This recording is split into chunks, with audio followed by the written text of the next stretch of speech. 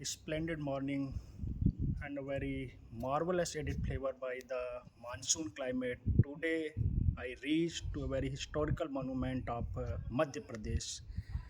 Hello very good morning.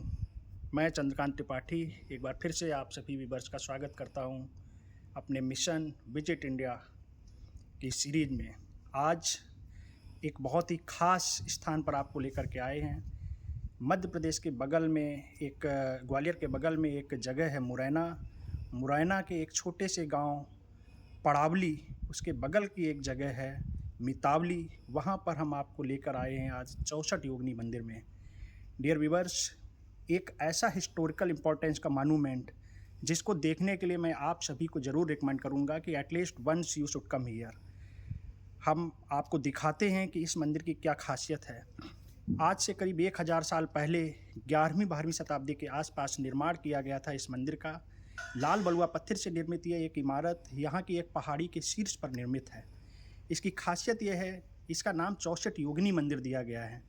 इस 64 योगिनी मंदिर में कहा जाता है, किंवदंती है कि एक बार एक राक्षस को मारने के लिए देवी काली ने अपने अंशावतार के रूप में 64 देवियों को प्रादुर्भाव किया, और जब उस राक्षस को यहाँ से मार दिया गया तो उसके बाद उन देवियों ने कहा कि हमें एक स्थान चाहिए, और तब आकर के इस स्थान पर 64 छोटे छोटे कमरों का निर्माण किया गया। और ये किंवदंती है कि इन स्थानों पर, इन कमरों में वो देवियाँ आज भी रहती हैं।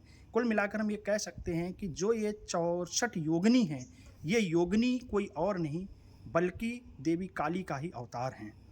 एक और बैम्बर्त पुराण में एक घटना दर्ज है जिसके लिए बताया जाता है कि ये जो 64 योगिनी मंदिर है, जो 64 योगिनियाँ हैं, ये वास्तव में भगवान कृष्ण की नासिका छिद्र से निकली हुई देवियाँ हैं।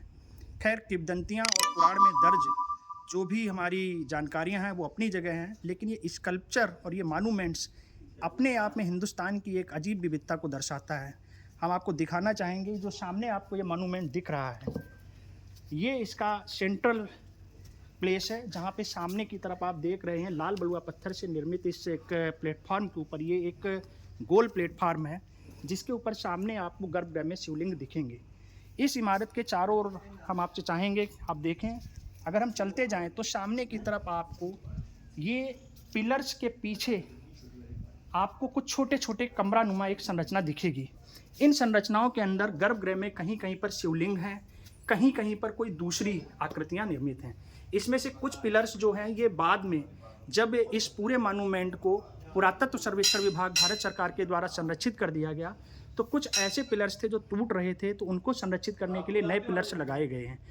लेकिन ओवरऑल बहुत ही खूबसूरत संरचना है। आज मौसम भी बहुत अच्छा है तो देखने में और अच्छा लग रहा है। इस पूरी संरचना में आप पाएंगे कि यहाँ का जो ड्रेनेज सिस्टम है वो बहुत ही शानदार है। आपको मैं लेके चल रहा हूँ, इस बगल में आप देखेंगे तो यहाँ आकर के इस पूरे प्रांगण का जब भी बारिश होती है तो पानी आता है, वो आप देखेंगे इस एक खास तरह के ड्रेनेज सिस्टम से नीचे की तरफ निकल जाता है, और ये पानी नीचे की तरफ निकल करके खेतों में चला जाता है। इस 64 योगिनी मंदिर को आपको मैं एक बार फिर से रिकमेंड करूँगा, you should come here at it once, because if you are following the Indian history, if you want to know your culture heritage, you should come here. So dear viewers, thank you very much.